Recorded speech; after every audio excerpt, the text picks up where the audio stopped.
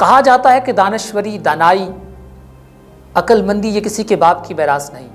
William Shakespeare کا بہت مشہور و معروف قول ہے کہ wisdom is the property of none, دانشوری، دانائی کسی کے باپ کی میراث نہیں۔ آئنسٹائن کے نام سے کون واقف نہیں؟ آئنسٹائن کا نام تو ہم سب لوگوں نے سن رکھا ہوگا۔ آئنسٹائن وہ شخص ہے جس کے بغیر فزکس تقریباً نامکمل ہے، اور فزکس کے بغیر شاید ہماری زندگی کچھ نہیں۔ آئنسٹائن کا ایک ڈرائیور تھا، وہ ہمیشہ اس کے ساتھ رہتا تھا، ڈرائیو کرتا تھا۔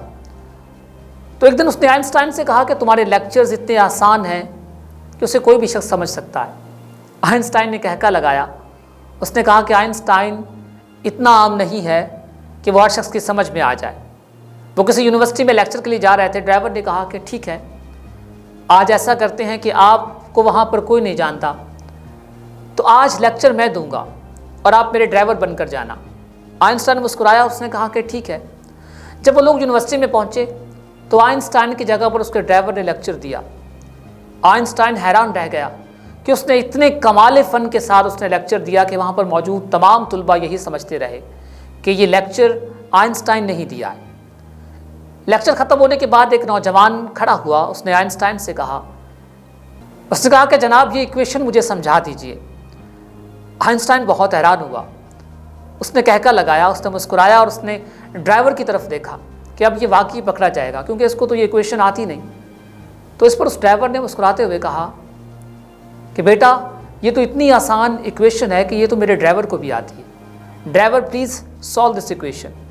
اس نے آئنسٹائن کو حکم دیا کہ تم اس ایکویشن کو سالو کرو، اور اس طرح اس نے اپنی دانش مندی سے آئنسٹائن کو لاجواب کر دیا، اور وہ ایکویشن آئنسٹائن کو سالو کرنی پڑی۔ یقین کیجئے دانشوری، قابلیت، دانائی یہ کسی کے باپ کی میراث نہیں۔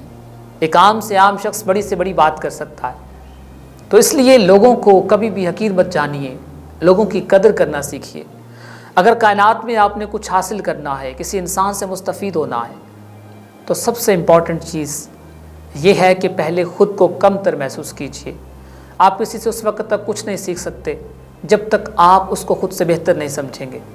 آپ کے اندر انا کی، خودداری کی اور انا پرستی کی ایک ایسی دیوار قائم ہو جائے گی جو آنے والی ہر دانشورانہ گفتگو کو، ہر خوبصورت بات کو آپ کے سامنے رکاوٹ بن جائے گی، اور آپ کسی سے کچھ بھی نہیں سیکھ پائیں گے۔